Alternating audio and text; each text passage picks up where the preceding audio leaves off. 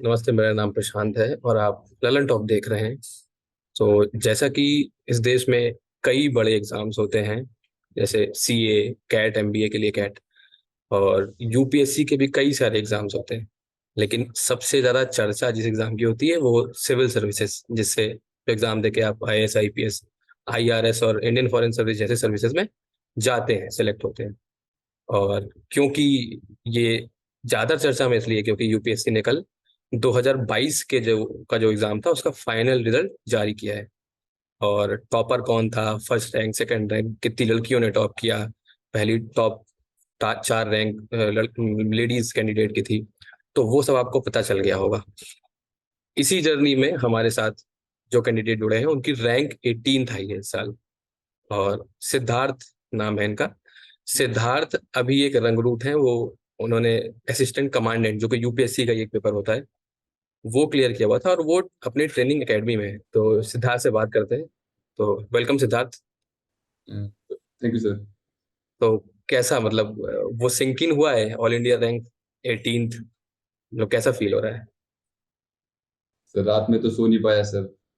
Training academy में तो सुबह 4:30 बजे जाना था पीटी के लिए।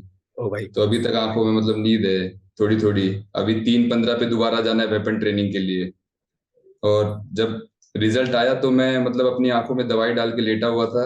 थोड़ा आई इन्फेक्शन हो गया था मेरे को। तो अच्छा। एक और कैंडिडेट है यहाँ पे, मनीष शर्मा, कैथल से, जिनकी 284 रैंक आई है। तो okay. He came to my में बोला कि उठ उठ तेरी 18th रैंक आई है।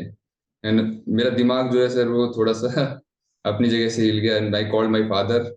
और पिताजी को जब मैंने बताया तो इमोशनल हो गया अंदर से, ऐसे थोड़ा सा इमोशनल हो जाते हैं। And I started crying. And फिर फोन काटा, फिर उसके दोबारा बात करा थोड़ा कंपोज्ड होके। लेकिन अभी तक सर थिंकिंग मतलब थोड़ा बहुत ट्रेनिंग के वजह से हुआ, लेकिन एब्जॉर्ब करने में टाइम लगता है चीजों को थोड़ा। अच्छा, तो दोस्त ने बताया तो आपने क्रॉस चेक नहीं किया कि मतलब क्या सच है ऑल इंडिया रैंक तो 18th? दोस्त ने वो नाम सर्च कर रखा था लिस्ट में। और उसके ऊपर वो नहीं आता, पीडीएफ में सर्च करते हैं तो ऑरेंज टाइप का मार्क आता है उसके ऊपर।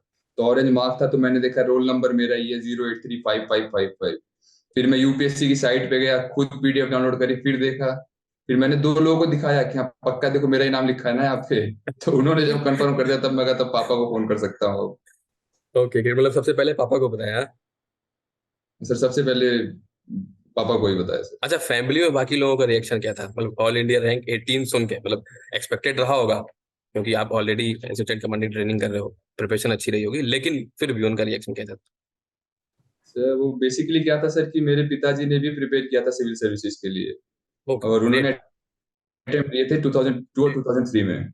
सो फैमिली वेट कर रही थी कि हाँ कोई हमारे घर से आईएएस बनेगा। तो it was a weight of around 30 years। सो सब रोए घर में एक तरह से। मेरे जो बड़े पापा हैं वो रोए, मेरी बुआ रोई हैं, मेरी मम्मी रोई है, दीदी रोई हैं। मतलब जिसको रोने का मौका मिला उसने मौके का पूरा फायदा उठाया। अच्छा, मैं एक क्वेश्चन पूछने को बहुत मतलब लालसा है मेरे को। आप ट्रेनिंग कर रहे थे, हाँ, जी सर। तो एक मतलब असिस्टेंट कमांडेंट भी आपने पेपर दिया होगा, उसकी भी प्रिपरेशन रही होगी। तो जी ये सर। दोनों एग्जाम को बैलेंस करना, ठीक है, और जी सर। असिस्टेंट कमांडेंट भी क्रैक करना, और at the end UPSC crack करना, तो वो जी सर। बैलेंस कैसे बनाया और वो जर्नी कैसे मतलब ट्रेवल करी आपने? सर बेसिकली मेरा डिसाइडेड था कि मुझे आईएएस करना है, आईएएस बनना है, ये करियर का एकदम अल्टीमेट गोल था। लेकिन as a come from middle class family, ये था कि एक प्लान भी होना चाहिए कि अगर आप ये यहाँ नहीं सक्सेसफुल हो पाते तो कुछ ऐसा हो कि हाँ लगे कि आप लाइफ में सक्सेसफुल हुए। तो I prepared for CGL, CPO, UPSC, CAPF, give the CDS exam, so that there is one option for me. तो मैं बेसिकली प्रिपेयर करता था सिविल सर्विसेज के लिए। लेकिन अगर आप पैटर्न देखेंगे एग्जाम्स का तो CAPF AC is like a light version of civil services. तो अगर उसकी उसमें आपकी तैयारी अच्छी है तो आप वहां भी एक्सेल कर सकते हैं। बाकी इसमें थोड़ा फिजिकल का भी होता है कि आपको फिजिकल भी कुछ पैरामीटर्स क्लियर करने होते हैं। तो उसके लिए आप डेली अगर 15-20 मिनट भी या आधा घंटा भी अपनी बॉडी को देते हैं फिजिकल एक्सरसाइजेज वगैरह और मेडिटेशन वगैरह, तो पॉसिबल है सर, एमिनेंटली मैनेजेबल है दोनों को एक साथ करना। अच्छा सिद्धार्थ, आपने बोला कि पहले से ही मतलब आपके मन में था कि अल्टीमेटली यूपीएससी सिविल सर्विस लिखना है और उसको निकालना है। तो यस सर। ये जर्नी स्टार्ट कहाँ से, मतलब कब सोचा कि यार नहीं, सिविल सर्विस देना है, आईएएस आईपीएस बनना है? तो ऐसा था सर, जब मैं छोटा था सर, मेरे घर में सभी कहते थे कि तुझे आईएएस बनना है या ये आईएएस बनेगा। तो मतलब ये तो डेस्टिनी से ही डिसाइडेड था, बचपन से ही डिसाइडेड था कि मुझे क्या करना है, मुझे आईएएस बनना है। ग्रेजुएशन में भी इसीलिए हिस्ट्री ऑनर्स लिया कि हिस्ट्री ऑप्शनल रहेगा आईएएस में। लेकिन जो मेटिकुलस प्रिपरेशन होती है, स्ट्रेटेजी बनाना, दिन में डेली 8-10 घंटे पुट इन करना, वो मैंने अपने थर्ड ईयर में, जब मैं ग्रेजुएशन के थर्ड ईयर में था, तब प्रिपरेशन को थोड़ा स्ट्रीमलाइन करा कि हाँ इसी में पूरी तरह लगना है। उससे पहले जो मेरा बैकअप था, जैसे सीजीएल सीपीओ, उसमें मैथ अच्छी चाहिए आपको, इंग्लिश अच्छी चाहिए। तो I prepared for that well, कि अगर यहाँ कुछ कुछ भी कमी रह जाती है तो there is something to look to. अच्छा, एक चीज आप भी बोल रहे हैं, सीजीएल की तैयारी करी, उसमें मैथ और इंग्लिश होती है।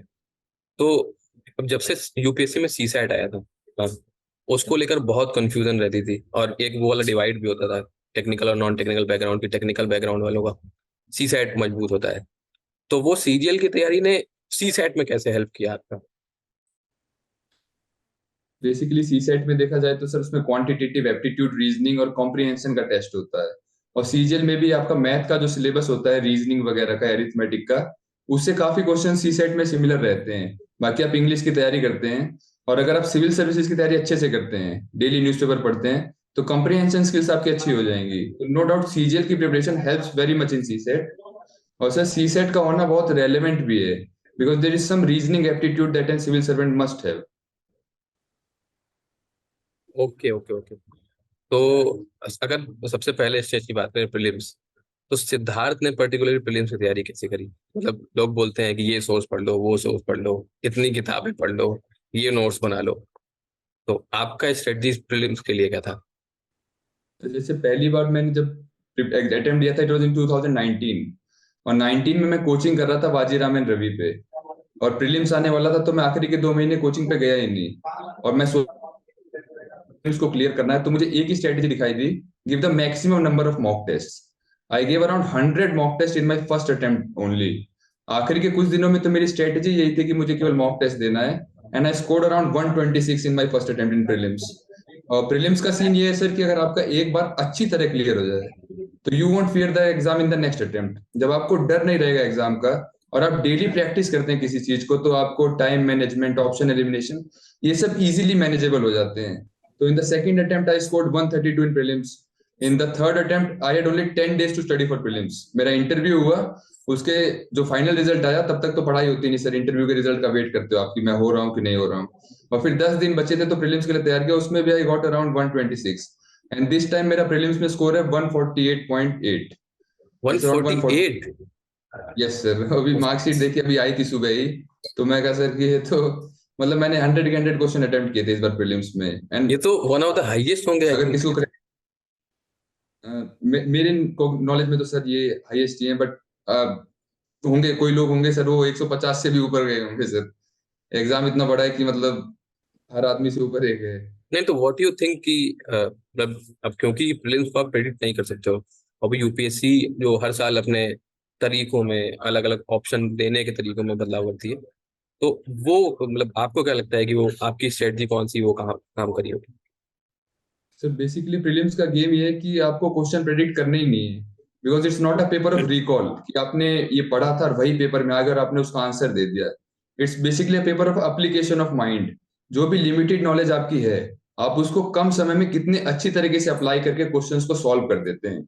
और इसके लिए बेस्ट स्ट्रेटेजी है कि आप लिमिटेड रिसोर्स रखिए, उसको मल्टीपल्स टाइम रिवाइज करिए, ये आपकी बैकग्राउंड नॉलेज होगी। फिर आप पेपर देने के तरीके को सीखिए। नॉलेज होने से ज्यादा इंपॉर्टेंट है कि आप उस नॉलेज को यूटिलाइज नहीं एग्जाम में। और जब आप रेगुलर मॉक टेस्ट देते हैं, रेगुलर रिवीजन करते हैं, तो उसी थोड़ी सी बेसिक नॉलेज से आप काफी अच्छा स्कोर कर सकते हैं। और टाइम मैनेजमेंट, जो कि प्रीलिम्स में सबसे बड़ा इशू होता है, मल्टीपल रीडिंग्स में आपको क्वेश्चन पेपर सॉल्व करना है, ये सब चीजें आपको केवल मॉक टेस्ट देने से आएंगी। तो सर मॉक टेस्ट देना है और रिवीजन पे फोकस करना है। ये नहीं करना कि प्रीलिम्स के आखिरी टाइम में आप नए नए मटेरियल्स उठा रहे हो, नए नए सोर्स उठा रहे हो। आप अपने माइंड में एकदम अगर हेजी हो, तो आफ्टर प्रीलिम्स आपको लगेगा कि इस क्वेश्चन का आंसर ये था, मैं कर सकता था, पर आप कर नहीं पाओगे, because you are not concrete in your mind about कि ये है क्या, मेरे को पता क्या है। तो रिवीजन और मॉक टेस्ट। अच्छा, तो प्री तो एकदम बैंग ऑन था मतलब आपका, मुझे ऐसा लगता है। मेंस के लिए क्या स्ट्रेटजी थी? मतलब मेंस आंसर राइटिंग हो गया, मेंस में भी मॉक्स हो गए। हाँ। और जैसे अब 2019 में जब सर पहली बार मेंस दिया था, प्रीलिम्स निकल गया सर, वो पता चल गया था उसी दिन। फिर मुझे कंजंक्टिवाइटिस हो गया सर आंख में, 10 दिन पढ़ नहीं पाया। फिर मैं सोचा मेंस की तैयारी करूँ कैसे, एक भी आंसर नहीं लिखा था लाइफ में मैं। मॉक टेस्ट देने गया सर विजन आईएएस पे, तो मेरे 48 नंबर आए 250 में से। और मैं रोते रोते घर आया, तो मैंने पापा से बोला, पापा मेरा इस बार मेंस नहीं निकलेगा। तो पापा ने बोला इतनी टेंशन ले रहे हो तो देना ही मत एग्जाम। मैं कहा नहीं पापा दूंगा। तो मेंस में सर मैंने तभी सीखा कि सबसे इंपॉर्टेंट चीज है कि आप सब्जेक्टिव क्वेश्चंस पढ़िए, उसके आंसर लिखने की प्रैक्टिस करिए।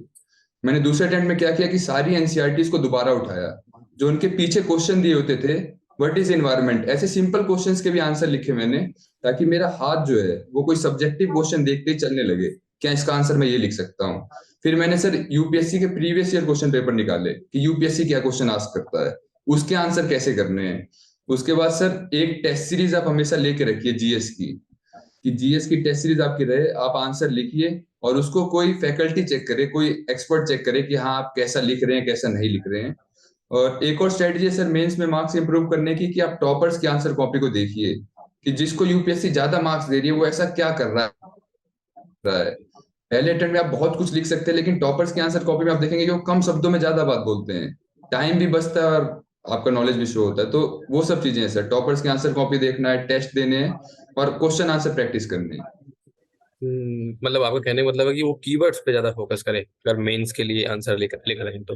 यस सर, पहले तो कीवर्ड्स पे फोकस करिए, बाकी आपका एक राइटिंग स्टाइल बनाइए कि हाँ ये कीवर्ड देखा मैंने, क्वेश्चन को 2-3 पार्ट में डिवाइड करा, मैं एक हेडिंग लिखूंगा फिर 5 पॉइंट लिख दूंगा, फिर दूसरी हेडिंग लिखूंगा फिर 5 पॉइंट लिख दूंगा, कंक्लूजन करके मैं आगे बढ़ जाऊंगा।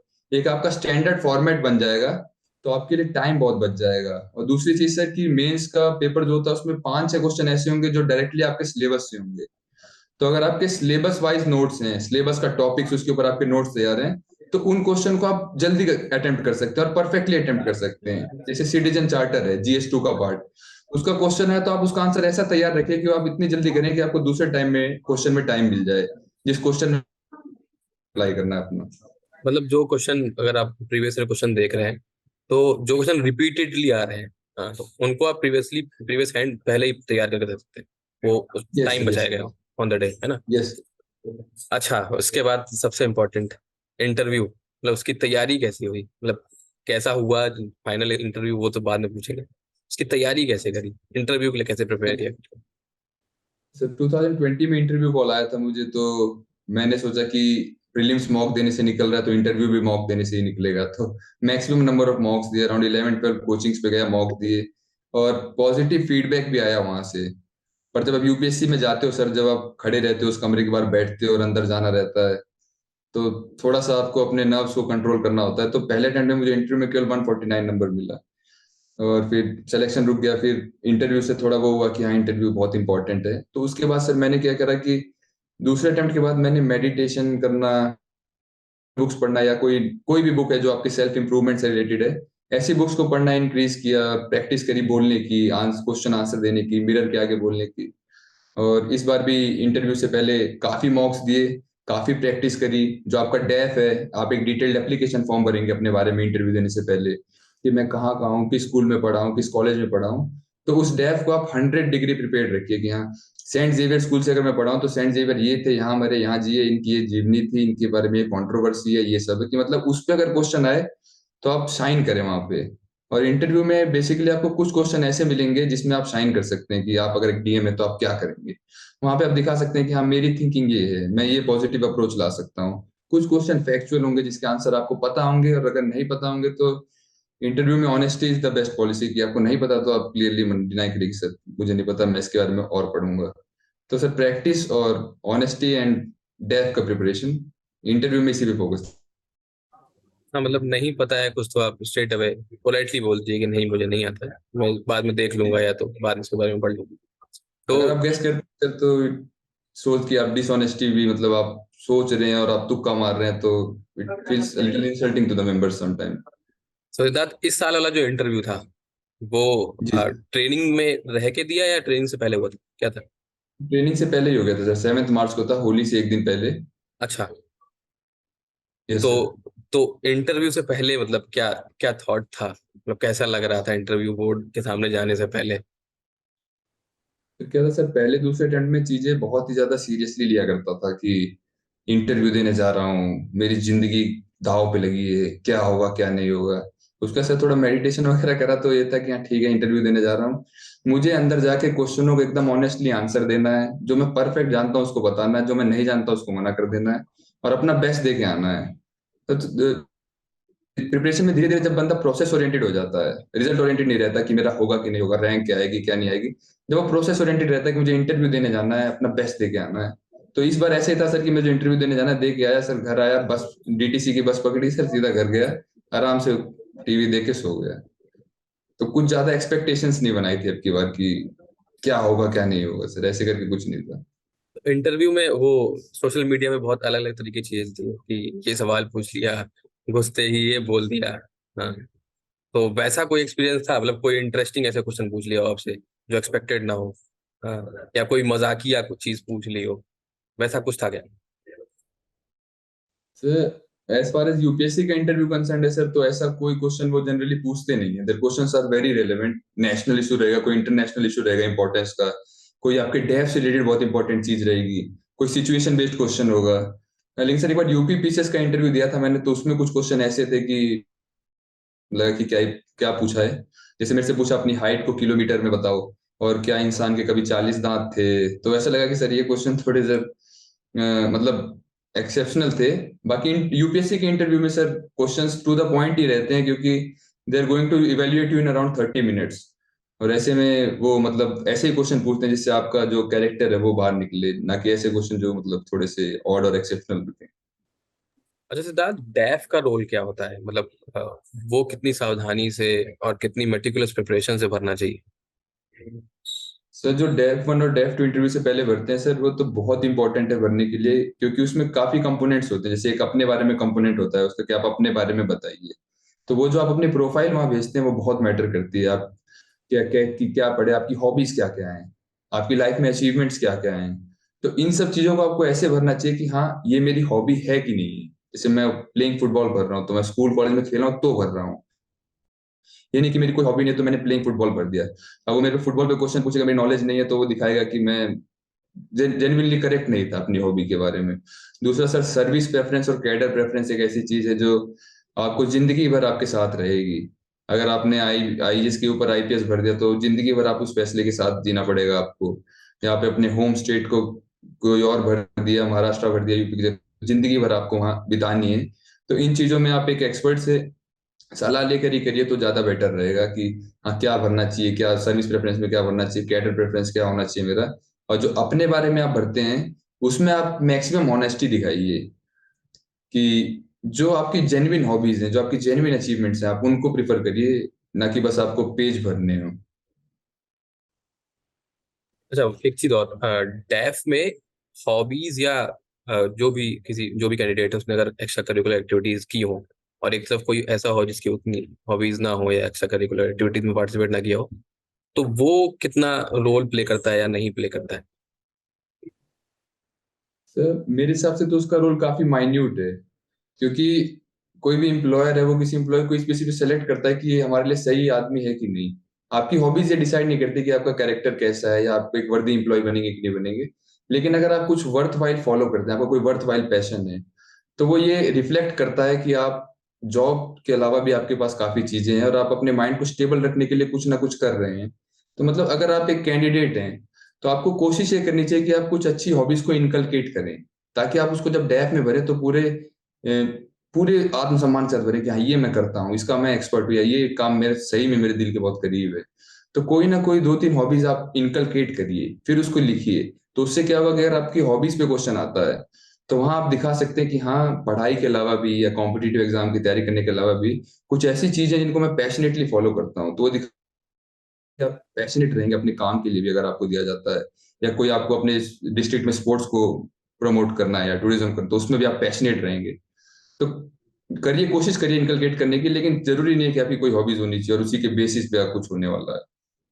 और वो ये भी दिखाता है, मतलब ये मेरा थॉट है कि क्योंकि आप इतने लंबे प्रोसेस में हो और सिर्फ पढ़ाई कर रहे हो, तो उससे थोड़ा दूर ईज आउट होने के लिए भी वो हेल्प करता है। तो वो ये भी देखते होंगे कि सिर्फ पढ़ रहे हो आप, क्यों कर रहे हो।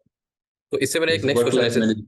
हाँ, सिद्धार्थ, इससे एक क्वेश्चन नेक्स्ट ये है कि सिद्धार्थ क्या करते थे, मतलब पढ़ाई से जब इतर कुछ करने का सोचते थे, स्पोर्ट्स, दौड़ना, जिम, किताबें पढ़ना, मेडिटेशन, तो आपके लिए वो ईज आउट पॉइंट क्या होता था? तो मेरा क्या था सर कि सेकंड अटेम्प्ट के बाद पापा ने गाइड करा कि हाँ मेडिटेशन बहुत इंपॉर्टेंट चीज है प्रिपरेशन के लिए।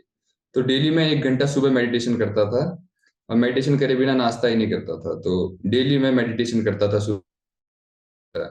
उसके अलावा सर बचपन से मेरा पैशन रहा है फुटबॉल खेलना। तो हमारा क्या था, बचपन में जब हम छोटे थे तो डेली 6 बजे हम दोस्तों के साथ फुटबॉल खेलने जाया करते थे। तो वो जब भी मौका मिलता था, दोस्त मिल जाते थे, या तो क्रिकेट खेल लिया या फुटबॉल खेल लिया, कुछ ना कुछ स्पोर्ट्स खेलता रहता था। वीक में 2 या 3 दिन तो स्पोर्ट्स खेलना ही खेलना है। बाकी सर रनिंग कर सकता है, मेरा मेडिटेशन था। बाकी स्पिरिचुअल बुक्स पढ़ना भी काफी मुझे पसंद आने लगा बीच बीच में। तो जैसे कि अपने देश में अष्टावक्र गीता है, उपनिषद है, भागवत गीता है, जो हमारे देश की ऐसी धरोहर है जो जो इस देश की कल्चरल यूनिटी का एक बहुत इंपॉर्टेंट हिस्सा है, उनका अध्ययन करना, और उनसे अपने आप को इम्प्रूव करने के तरीके सीखना। और जैसे हमारे देश में बहुत महान लोग पैदा हुए, जैसे जिद्दू कृष्ण मूर्ति, उनकी किताबों को पढ़ के अपने आप को इम्प्रूव करना, ये मेरी कुछ हॉबीज थी जो मुझे लगता है कि मेरी प्रिपरेशन में भी काफी मदद करके गई मेरी। ओके, तो सिद्धार्थ ये बताइए, रिजल्ट तो कल आया था, हाँ, जी सर। और वो भी यूपीएससी जैसे एग्जाम का, तो क्या प्रीलिम्स की तैयारी थी 28 तारीख के लिए? नहीं सर, अब की बार जब ट्रेनिंग एकेडमी में आया था सर, तो यहाँ पे लीव के लिए अप्लाई करना पड़ता है कि आप प्रीलिम्स दोगे कि नहीं दोगे। तो ऑलमोस्ट हमारा आधा बैच पे देने जा रहा है, मैंने कहा मैं दूंगा ही नहीं अब की बार। क्योंकि सर एक अंदर से था कि हाँ ठीक है, जैसे कि टेस्ट सीरीज दी थी मैंने पहले, तो मेंस की टेस्ट सीरीज में भी अमंग द टॉप 10 था, ऑप्शनल की टेस्ट सीरीज में भी एक्सेप्शनल गया। तो मुझे लगा कि अब की बार हो जाना चाहिए, और अगर अब की बार नहीं होगा तो मैं अपनी प्रिपरेशन में कुछ ड्रास्टिक चेंज करूंगा। क्योंकि वही पैटर्न जिसमें मैं 4 बार नहीं कर पाया हूँ, उसमें 5वीं बार भी करने जाऊंगा तो गिरने के चांस बहुत ज्यादा हैं। और अटेम्प्ट 2 ही बचे थे सर, तो मैंने सोचा कि कुछ ऐसा करता हूँ, अगर नहीं होगा अब की बार, या तो ऑप्शनल चेंज करूंगा या कुछ ऐसा ड्रास्टिक चेंज करूंगा कि अगला जो अटेम्प्ट रहे वो एकदम ही डिफरेंट रहे इसके लिए। तो इसके लिए मुझे टाइम चाहिए था, तो मैंने कहा कि या तो अब की बार होगा, नहीं तो 1 साल पूरा गैप लेके अपनी प्रिपरेशन को नए ढर्रे से शुरू करेंगे। तो इसीलिए अब की बार प्रीलिम्स देने का सर कोई भी प्लान नहीं था, लीव के लिए अप्लाई भी नहीं किया था सर यहाँ कि देने जा रहा हूँ। तो कैसा चेंज करने का सोचा था, अगर बता पाए तो? सर क्या हुआ कि पहले 3 अटेम्प्ट में ऑप्शनल ने इतना अच्छा परफॉर्म नहीं किया। पिछली बार भी जीएस में मेरे 420 थे, पर ऑप्शनल में केवल 219 रह गए। और ऐसा देख रहा था कि पीएसआईआर, एंथ्रोपोलॉजी और कुछ ऑप्शनल ऐसे हैं कि जो अच्छा परफॉर्म करते हैं। लेकिन सर मेरा क्या है, इशू है कि थोड़ा मैं लॉयल्टी को प्रेफरेंस देता हूँ कि हिस्ट्री है तो इसी से करके दिखाना है, या ऐसा कुछ था मन में। लेकिन अब की बार सोचा कि जब मैं टेस्ट सीरीज में भी बहुत अच्छा कर रहा हूँ, अगर अब की बार भी नंबर नहीं आए तो शायद इस ऑप्शनल को चेंज करना ही बेटर रहेगा मेरे लिए। अगर मैं जीएस में ठीक ठाक स्कोर कर ले रहा हूँ और ऑप्शनल की जैसे रह जा रहा हूँ, तो इसको चेंज करना अगर कर सकता हूँ तो कर देना चाहिए। दूसरा सर ये था कि एसए एक ऐसा पार्ट था पेपर का जिसको उतना तवज्जो नहीं देते थे पहले। एग्जाम से पहले 3-4 एसए लिख लिए, उसी को कंप्लीट मानते थे। अब की बार ये था कि अब की बार एसए पे पूरा फोकस रहेगा, और जीएस की प्रिपरेशन में भी और एक्सीलेंट करने की कोशिश करेंगे। तो यही सब कुछ प्लान थे सर। अच्छा, एक चीज और, ऑप्शनल चूज कैसे किया, मतलब इंटरेस्ट था या जो भी है? पिताजी ने 2002-2003 में पेपर दिया था, तो उनका हिस्ट्री ऑप्शनल था, और घर में हिस्ट्री की किताबें पढ़ी रहती थी sir. Romila Thapar, R S Sharma. तो 11th-12th में सर साइंस बैकग्राउंड था, लेकिन पढ़ने का थोड़ा शौक था किताबें वगैरह, तो वो पढ़ता था तो लगा कि हाँ हिस्ट्री पढ़ने में बड़ा आनंद आ रहा है। और इतना कुछ नॉलेज था नहीं कि हाँ किस ऑप्शनल से कितना परसेंट सिलेक्शन होता है, कौन बढ़िया करता है कौन बुरा करता है। ये लगा कि हिस्ट्री बढ़िया है, तो डीयू में चॉइस था कि क्या कोर्स करना है आपको, तो मैंने कहा हिस्ट्री करूंगा और इसी को ऑप्शनल बनाऊंगा। वो तो सर जब 1-2 बार फेल हुआ तब लोगों ने बताया कि हिस्ट्री जो है बहुत ही वैसा ऑप्शनल है कि स्कोर नहीं करता, ये नहीं करता। लेकिन सर मेरा ये मानना अभी भी है कि अगर आप अपने ऑप्शनल को अच्छे से प्रिपेयर करते हो, कोई भी आपका ऑप्शनल है, आप सेलेक्ट हो गए। आप मतलब उस लेवल की प्रिपरेशन करो, और कभी ये मत समझो कि मैं इस वजह से नहीं हो रहा या इस वजह से नहीं हो रहा। देखो अपने अंदर जाके देखो कि हाँ कहीं मैं इसमें कुछ कमी तो नहीं कर रहा हूँ। जैसे मैंने इससे पहले ऑप्शनल की टेस्ट सीरीज कभी नहीं लगाई थी। अब मैं ये कह सकता हूँ कि मेरे ऑप्शनल मुझे कम स्कोर देता था, लेकिन मैं भी तो उसको कम टाइम देता था। अब की बार लगाया तो उसने ठीक ठाक स्कोर दिया, तो वो भी है सर। अच्छा, तो प्रिपरेशन कैसे करी हिस्ट्री ऑप्शनल की, कोचिंग वगैरह या कहीं से गाइडेंस, वो कैसे? तो सर पिताजी की गाइडेंस तो थी सर। इस बार पहले वाजी रामन रवि एक इंस्टीट्यूट है, वहां से कोचिंग करी थी प्री कम मेंस की। उसके बाद सर टेस्ट सीरीज जो थी वो विजन की टेस्ट सीरीज में लगातार लगाया करता था जीएस के लिए। और इस बार मैंने ऑप्शनल के लिए भी टेस्ट सीरीज ली थी, सेल्फ स्टडी हिस्ट्री से, और एसए वगैरह के लिए भी विजन की टेस्ट सीरीज ली थी। ओके, तो वन लास्ट क्वेश्चन। 28 तारीख को जो कैंडिडेट्स प्रीलिम्स लिखने जा रहे हैं उनके लिए सिद्धार्थ जी क्या कहेंगे? सर यही कहूंगा कि अभी से भी मतलब जितने दिन है आप प्रैक्टिस कर लीजिए, एक बार पेपर आपको कैसे देना है मॉक टेस्ट दे दीजिए, अभी तो थोड़ा ही टाइम बचा है। तो सी सेट के एक दो प्रीवियस ईयर क्वेश्चन पेपर जरूर लगा के जाइएगा। और डी डे वाले दिन अपने आप को एक रोबोट समझना कि हाँ मैं पेपर देने आया हूँ, मैं क्वेश्चन सॉल्व करने की एक मशीन हूँ, और मुझे मैक्सिमम उनके अच्छे आंसर लिखने हैं। पेपर के बीच में ये कभी मत सोचना कि हाँ मेरा हो रहा है कि नहीं हो रहा है, दो क्वेश्चन लगातार नहीं आ रहे, तीन आ रहे हैं, ये आ रहा है, ये नहीं आ रहा है। बस ये सोचना है कि मुझे क्वेश्चन का सही आंसर देना है। और मोस्ट इंपॉर्टेंटली पानी पीना मत भूलना पेपर के बीच में। और कुछ कभी भी लगे कि हाँ थोड़ी सी टेंशन हो रही है, तो याद रखना कि पेपर कैसा भी हो मैं जिंदा रहूंगा इसके बाद, और जब तक जिंदा रहूंगा कुछ ना कुछ अच्छा कर ही लूंगा। तो कुल जमा बात यह है कि मतलब अगर तैयारी अच्छी है तो पेपर तो अच्छा होना ही है। हाँ, आप पूरी तैयारी के बिल्कुल साथ माइंड जाइए। सेट एकदम पॉजिटिव सर। हाँ, मतलब माइंड सेट पॉजिटिव, जैसा कि सिद्धार्थ ने बोला। और क्योंकि इतनी लंबी जर्नी में आपने पढ़ाई की होगी और वो तैयारी अच्छी होगी अगर आपने ठीक से समय दिया होगा, तो ऑन द डे उसमें शक नहीं करना है कि कोई दिक्कत हो जाए और आप वहाँ फॉल्टर कर जाए। तो यस सर। सिद्धार्थ, बहुत बहुत धन्यवाद। आपसे बहुत अच्छा लगा बात करके। और इन फ्यूचर कभी कुछ होता है तो फिर से हम कनेक्ट करेंगे। सिद्धार्थ के साथ ये बातचीत आपको कैसे लगी आप हमें कमेंट करके बताइए। तब तक देखते रहिए दिल टॉप। धन्यवाद।